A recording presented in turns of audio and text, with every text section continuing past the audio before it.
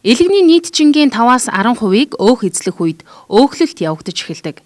Элэг өөхлөх энэ өвчин нь хэд их согтуурал хундаа хэрэглэх өөх тос ихтэй хоол хүнснээс болж үүсдэг байна.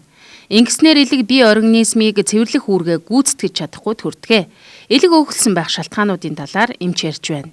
Хамгийн гол шалтгаан тархалт, ялангуяа хэвлийгээр тархлах. Тэгээд арх согтууруулах хундаа хэрэглэх, хортой эмийн бодис хэрэглэх. За тэрнээс гадна ямар нэгэн эмийн бодисыг удаан хугацаагаар хэрэглэх. За дээр нь өөх тосыг хэтрүүлэн хэрэглэх, чихрийн шижин өвчин. За мөн бас төрөлхийн гений өөрчлөлт бас байна. Дорногов аймгийн нийт сумдад хоол боловсруулах замын эмгэгүүд 40-с 50%-ийг эзэлж байна. Судалгаагаар ихэвчлэн илүүдэл жинтэй хүмүүс элэг өөхлөх өвчнөөр өвчлөх магадлал харьцангуй өндөр байдаг байна.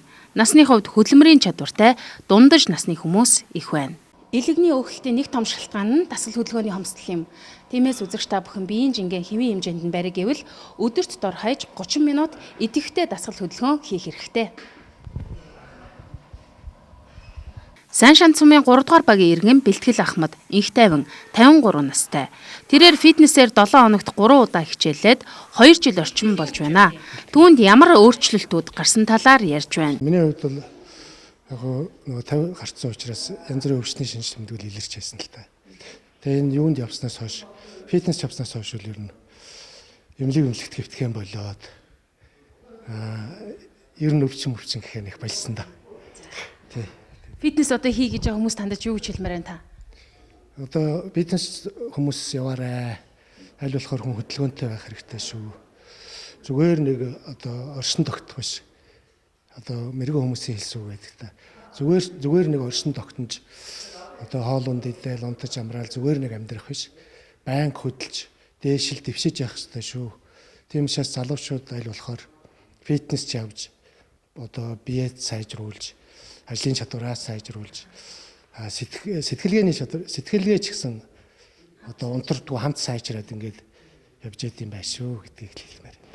Фитнес гэдэг бол анх нөгөө нэг зөвхөн булчинтай болох юм уу тамирчдын ойлголт байсан те хичээлэх ёстой гэдэг.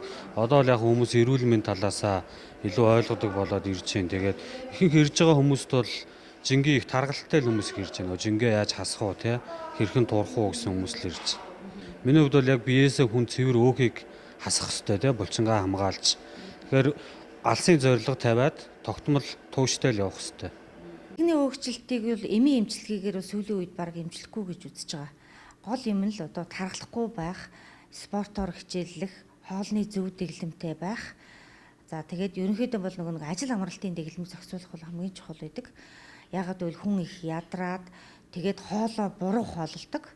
Их идчихэл унтаад өгдөг ч юм уу тиймэрхүү байдлаар бол одоо нэг цусан дах өөх тос чи ихснээс болж таргалт үүснэ. Тэгээл яванд элэг өөхлөн.